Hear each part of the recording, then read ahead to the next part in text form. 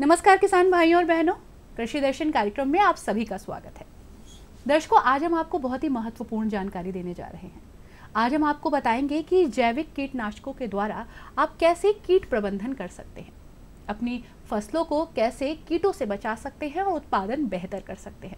इस बारे में आपको विस्तार पूर्वक जानकारी देने के लिए हमारे साथ मौजूद हैं डॉक्टर दीपक चंद शर्मा जी, जो कि डॉक्टर शकुंतला मिश्रा राष्ट्रीय पुनर्वास विश्वविद्यालय में माइक्रोबायोलॉजी विभाग के विभाग अध्यक्ष हैं। चलिए उनसे मुलाकात करते हैं और इस बारे में, इस समस्या के बारे में विस्तार से समाधान जानते हैं। डॉक्टर साहब, आपका बहुत बहुत स्वागत है। डॉक्टर साहब, निश्चित रूप से ये समस्या बहुत बड़ी है। शब्द एक कीट बहुत छोटा सा है, लेकिन समस्या बहुत बड़ी है। और ये जब समस्या एक किसान के जीवन में आती है तो निश्चित रूप से उसकी फसल को बर्बाद कर जाती है, उसकी मेहनत पर पानी फेर देती है। आज हम यहाँ पर इसीलिए हैं कि हम उसकी मेहनत को बचा पाएँ और उसको एक सही समाधान दे पाएँ। सबसे पहले तो जब बात करते हैं कीट की, तो कीट कितना हमारी फसल को नुकसान पहुँचाते हैं? लगभग एक किसान की फसल को कितना नुकसान पहुँचा जाते हैं? जब हम बात करते हैं कीटों की, तो कीटों की बहुत सारी प्रजातियां हैं और उनका असर विभिन्न फसलों पर भिन्न भिन्न प्रकार से होता है। बिल्कुल। लेकिन अगर मोटे तौर पे देखें तो करीब 20% जो फसल का पैदावार होती है उसको सीधे तौर पर या डायरेक्ट तरीके से ये जो कीट होते हैं ये अफेक्ट करते हैं। इसमें हमारे जो चूहे होते हैं उनकी बात करें तो वो ही अपने आप में 3% के आसपास फसल का को नुकसान करते हैं, लगभग ये डाटा बताता है हमारे को। जो आज हम जैसे बात कर रहे हैं कि जैविक कीटनाशकों के बारे में, उससे पहले बात कर लेते हैं कीट प्रबंधन के बारे में। कीट प्रबंधन क्या है? देखिए, जब हम बात करते हैं प्रबंधन की, किसी भी चीज़ की, तो प्रबंधन से हमारा तात्पर्य होता है कि हम किसी भी उस जीव का जो हमारे को नुकसान पहुंचाने वाला है उसको हम किस तरह से उसकी बढ़वार को, उसकी पैदावार को रोक सकते हैं और उसको उन्मूलन कर सकते हैं, उसको हम अपने आसपास के क्षेत्र से हटा दें। जैसे कि हम जानते हैं कि चूहा हमारे लिए नुकसानदायक होता है, उसको हम रोक सकते हैं 2 तरीक़ों से। बहुत सीधे तरीके हैं हमारे पास। अगर घर में है तो हम बिल्ली पाल लेंगे, बिल्ली रोक सकती है उसको, या फिर हम सांप के द्वारा खेतों वगैरह में रोक देते हैं उनको। इसके अलावा हमारे पास तीसरा एक उपाय है जिसमें हम लोग कुछ केमिकल आते हैं, रसायन आते हैं, जिनको डाल करके हम चूहों को मार सकते हैं। अब हमारे जो 2 तरीके हैं, पहले दोनों तरीके, उसमें क्या है कि ये बायोलॉजिकल कंट्रोल कहलाता है, यानी कि जैविक प्रबंधन है। इसमें जीवों का इस्तेमाल किया चूहों की संख्या को रोकने के लिए, क्योंकि चूहे बहुत बड़ी संख्या में हमारी फसल को नुकसान पहुँचाते हैं। अगर हम केमिकल का इस्तेमाल करते हैं, रसायन का इस्तेमाल करते हैं, तो ये रसायन चूहों को तो मारता ही है, लेकिन ये रसायन हमारे जो आसपास का पर्यावरण है, हमारे घर के आसपास का हिस्सा है, खेत हैं, उसमें जो हमारे खाने की चीज़ें, खाद्य सामग्री है, उसमें मिल जाने की वजह से, क्योंकि मरने के बाद चूहा खाएगा, सड़ेगा, वो खेतों में डाला जाए, कहीं पड़ेगा, तो वो हमारे खाने की चीज़ों में आएगा, जिससे कि जो उसका जहरीलापन है, उसका जो विषाक्तता है, वो हमें भी फेस करनी पड़ती है, हमारे को भी मिलेगी, जिससे हमारे को भविष्य में प्रॉब्लम आ जाती हैं। लेकिन अगर हम जैविक प्रबंधन करते हैं तो उस कंडीशन में क्या होता है कि हमारे को जो उसका बुराइयां हैं, जो उसके नुकसानदायक चीज़ें होती हैं, वो हमें कम से कम मिलती हैं और हम सुरक्षित जीवन जी पाते हैं। यानी कि निश्चित रूप से ये समाज के लिए, लोगों के लिए, उत्पादन के लिए, सबके लिए अच्छा है जैविक कीटनाशकों का प्रयोग करना। अगर हम बात करें कीटों का जैविक प्रबंधन, तो क्या है ये जो शब्द है, ये क्या है, ये अपने आप में क्या बताता है, किस प्रकार से ये प्रबंधन होता है, और कुल मिलाकर एक विस्तृत लाभ नजर आता है जब बात जैविक की आती है, किस प्रकार से ये प्रबंधन किया जाता है और किसान भाई बहन इस प्रबंधन को क्यों अपनाएं?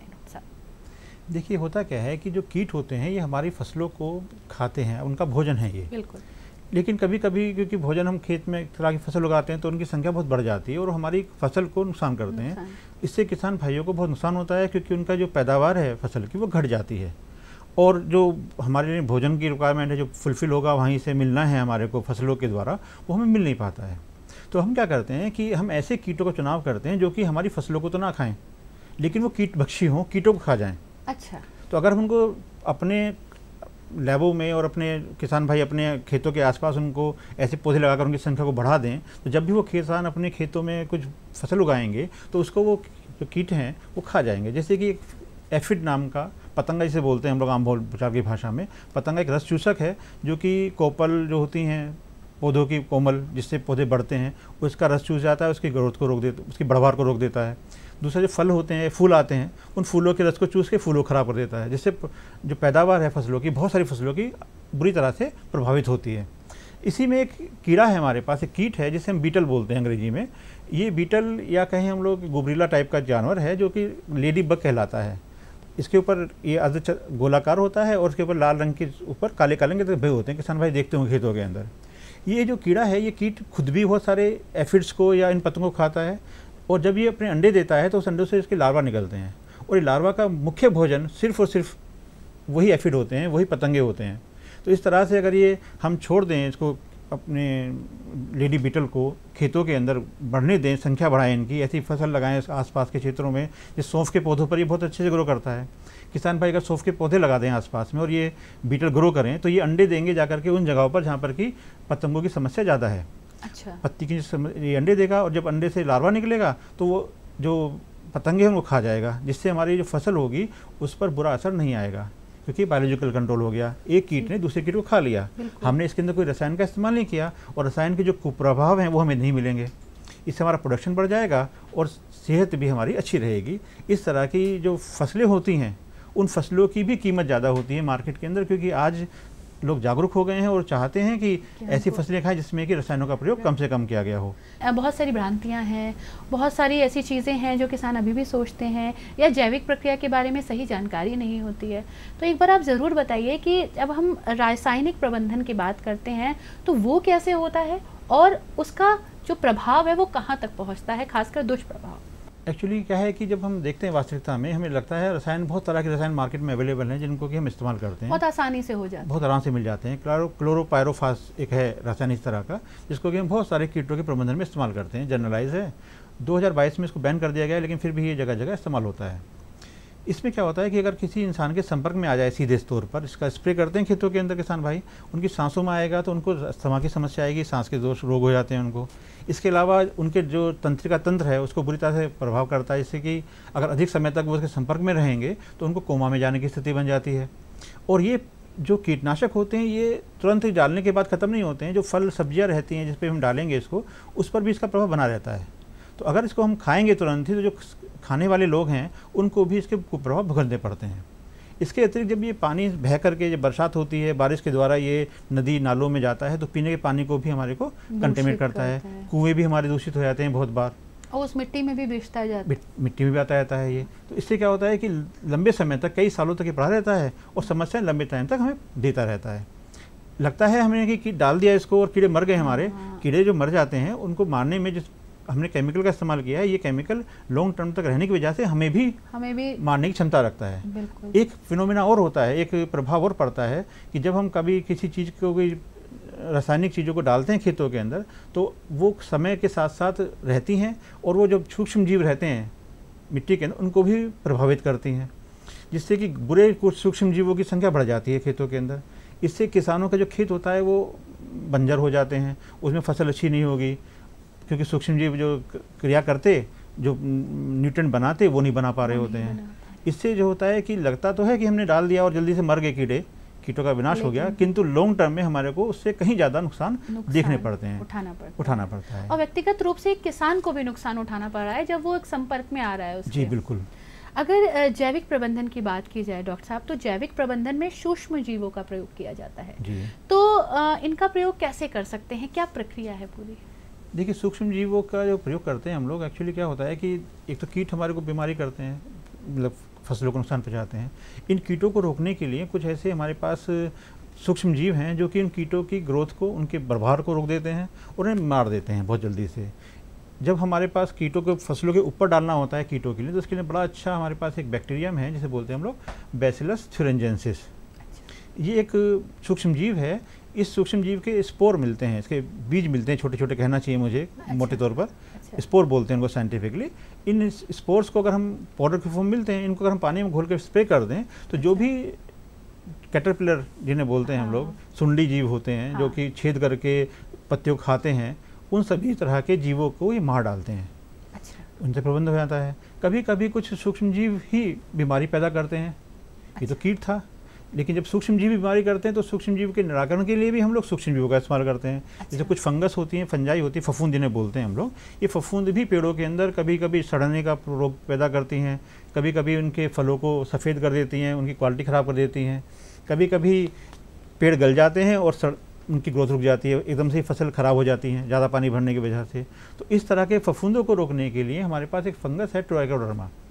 ट्राइकोडर्मा की बहुत सारी स्पीशीज़ हैं, अगर हम इसको स्प्रे कर दें अपने फर्टिलाइज़र में या उसमें जो खाद है, हमारा जैविक खाद हम बनाते हैं उसे मिला करके, तो उससे क्या होता है कि जितने भी फसल के अंदर ये बीमारी पैदा करने वाले फफूंद हैं उनकी रोकथाम हो जाती है। ये उन सभी फफूंदों को मार डालता है और खुद में हानिकारक नहीं है। अगर हम इसे खा भी लेंगे तो हमें कोई नुकसान नहीं करता है, सुरक्षित भी है। तो रसायनों का इस्तेमाल कम हो जाता है और ये सूक्ष्मजीव, हमारे जो सूक्ष्मजीव हैं उनका प्रबंधन कर देते हैं। जब बात कीटों की आती है, चाहे वो मित्र कीट हों चाहे वो शत्रु कीट हों, निश्चित रूप से वो कीट हैं जी। लेकिन जब वही कीट, जैसे कि हमारे शत्रु कीट जा रहे हैं या रसायन में जो यूज़ हो रही हैं चीज़ें वो हमारे शरीर के अंदर जा रही हैं डॉक्टर साहब, तो वो नुकसान पहुंचा रही हैं, तो क्या ये भी जो कीट हैं क्या वो भी नुकसान पहुंचाएंगे, या जो दवाई हम छिड़क रहे हैं जैविक रूप से क्या वो हमारे शरीर को, हमारे वातावरण को नुकसान पहुंचाएगी? देखिए, जो कीट होते हैं, मैं इसका एग्जांपल दूंगा। एक ततैया देखा होगा आप लोगों ने, वास्प जिसे बोलते हैं अंग्रेजी में हम लोग। ततैया की एक स्पीशीज़ होती है ट्राइकोग्रामा करके, ये करीब 200 तरह के कीटों को मारती है। अच्छा। तो ये ततैया नहीं है एक्चुअली, ततैया जैसे ही एक चीज़ है। इसके अगर हम अंडे ट्राइको कार्ड के नाम से मिलते हैं, इस कार्ड को जब खेत हमारे लग जाते हैं, उसमें लगता है समस्या आने लगी है, तो उन कार्ड को हम जगह जगह बांध देते हैं। अच्छा। इसके अंडे से इसका लार्वा निकलता है और लार्वा कीड़ों को खाता है। तो ये सुंडी होती हैं जो छेद करती हैं कपास के अंदर और जगह जगह, पत्तियों खाती, तंबाकू की पत्तियों खाती हैं, इनके प्रबंधन में बहुत अच्छा काम करते हैं। अच्छा। और ये बहुत ही ज़्यादा इस्तेमाल किया जाने वाला एक कीटनाशक है। तो अभी क्या है कि कीड़ों खा रहा है, लेकिन इस कीड़े का कोई भी तत्व हमारे खाने में नहीं आ रहा है। ये कीड़ों खाता है, उन्हें अपनी संख्या बढ़ाता है। अब इनको खाने के लिए चिड़िया होती हैं, चिड़िया इनके खा करके इनकी संख्या को कम कर देती हैं। तो जनरली हमारे आसपास के प्रक्रिया है, एक चेन है, फूड चेन है। हमने प्राकृतिक तरीके से प्राकृतिक शत्रु पैदा किया अपने शत्रु के लिए। तो शत्रु का शत्रु दोस्त होता है, इसलिए ने बोला कि जो मित्र कीड़े हैं वो हमारे उस शत्रु को, जो कि हमारा खाना खा रहे हैं, उसको नियंत्रण में कर देते हैं और उससे हमारे को कोई नुकसान नहीं पहुंचता है। लेकिन नुकसान तो नहीं पहुंचता है, लेकिन क्या उत्पादन को नुकसान पहुंचता है, जो प्रोडक्शन आ रहा है उसको नुकसान पहुंचता है? जब हम बात करते हैं कि एक हमारे जो हम काम करते हैं, जब हम किसी रसायन का इस्तेमाल करते हैं खेतों के अंदर, तो लॉन्ग टर्म में हमारी फर्टिलिटी, जो पैदावार है फसल की, जो उर्वरक क्षमता है ज़मीन की, वो कम हो जाती है, जिससे पैदावार कम होती है। और उसकी जो पौष्टिकता है भोजन की, हमारे जो बना रहे हैं हम लोग, पैदा कर रहे हैं खेतों के अंदर, उसकी पौष्टिकता पर भी फ़र्क पड़ता है, ऋणात्मक फ़र्क पड़ता है, नेगेटिव इफेक्ट आते हैं उसके। तो अगर हम रासायनिक को यूज़ करते हैं तो उससे नुकसान हो रहा है हमारे को, लेकिन जब हम यूज़ करते हैं ये बायोलॉजिकल वेपन्स को, या कहें हम लोग वेपन, मैंने शब्द गलत इस्तेमाल किया, कंट्रोलिंग एजेंट को या नियंत्रित करने के लिए चीज़ों का इस्तेमाल करते हैं, तो उस कंडीशन में क्या होता है कि हमने इसको इस्तेमाल तो किया, अब उसका कोई भी बुरा इफेक्ट नहीं है। इस फसल से जो भी चीज़ पैदावार होती है उसको मैं सीधे खा सकता हूँ, कंज्यूम कर सकता हूँ, क्योंकि उसके ऊपर कोई रसायन का इस्तेमाल नहीं हुआ है, विशेष भी बुरा असर नहीं पड़ेगा। दूसरा ये होगा कि जब मैंने इस कीट से कीट का नियंत्रण किया, या मैंने बैक्टीरिया से कीट का नियंत्रण किया, तो जो कीट या बैक्टीरिया होते हैं ये हमारे साथ में कोई भी ऐसा बुरा प्रभाव नहीं डाल रहे होते हैं, क्योंकि बहुत ही स्पेसिफिक होते हैं, बहुत ही चुनाव करते हैं ये अपने मारने वाले, जिसका कि खाएंगे खाने का, उस भोजन का कोई चुनाव करते हैं तो सिर्फ उसी खाते हैं जो कि नुकसानदायक है, दूसरी चीज़ों को नहीं खाते हैं ये। कई बार जब हम जाते हैं, खेतों में जाते हैं, इंटरव्यूज़ करते हैं किसानों के, तो वो ये बोलते हैं कि नहीं, अभी भी जो उत्पादन है वो जैविक का उतना नहीं हो रहा है, कंट्रोलिंग उतनी नहीं, नियंत्रण इतना नहीं हो रहा है जितना रासायन का बेहतर होता है। और कहीं ना कहीं उनके दिमाग में एक बात है कि रासायन जल्द ही फ़र्क डालता है, जल्दी चीज़ों का पर नियंत्रण करता है उन किसानों के लिए जो अभी उतना जागरूक नहीं है जितना और किसान हैं जैविक प्रबंधन को लेकर। आप क्या कहना चाहेंगे? देखिए, बिल्कुल बहुत अच्छा सवाल किया आपने। हमें देखने में लगता है कि जैविक जो प्रबंधन है हमारा वो थोड़ा सा स्लो लगता है देखने में, लेकिन स्लो नहीं है। एक्चुअली क्या है कि वो लोग काफ़ी समय से रसायनों का इस्तेमाल कर रहे हैं और उनकी जो पीढ़ियाँ हैं उसे करने के लिए काफ़ी एक्सपर्ट हैं। वो उसका स्प्रे कर देते हैं, उन्हें उसके कुप्रभाव नहीं पता है, कुप्रभाव ना जानते हुए उसका इस्तेमाल कर रहे होते हैं। ये कुछ ऐसा है जैसे कि मैं कहूँ कि किसी बच्चे को मैं मिठाई या लड्डू के रक्षा के लिए बोलूँ कि मक्खी ना आने देना इसके ऊपर, और वो क्योंकि जानता नहीं है, उसे पढ़ा है, कहीं पर देखा है विज्ञापन में कि एक रसायन आता है जिससे कि मच्छर मक्खी मर जाती है, मिट्टी का तेल डाल दो उसके ऊपर, वो छिड़क देता है, उसको नहीं पता है। लेकिन उससे क्या होता है कि लड्डू की स्वाद में फ़र्क आ गया, उसकी महक आने लगी उसके अंदर, और खाने पर हमें बीमारी होने के पैदा। ये उदाहरण बिल्कुल स्पष्ट कर गया डॉक्टर साहब कि रासायन कितना ज़रूरी है और जैविक कितना ज़रूरी। बहुत बहुत धन्यवाद हमारे कार्यक्रम में आने का, हमें इतनी महत्वपूर्ण जानकारी देने का और बहुत बेहतर तरीके से हमारे किसान भाइयों को बताने का। बहुत बहुत धन्यवाद। निश्चित रूप से जैविक के बारे में हमने इतने विस्तार पूर्वक बात की और निश्चित रूप से हमें पूरा यकीन है कि आप जैविक प्रबंधन के माध्यम से ही कीटों पर नियंत्रण करेंगे। इसी के साथ हमारा ये कार्यक्रम यही समाप्त होता है। हमें दीजिए इजाज़त। नमस्कार।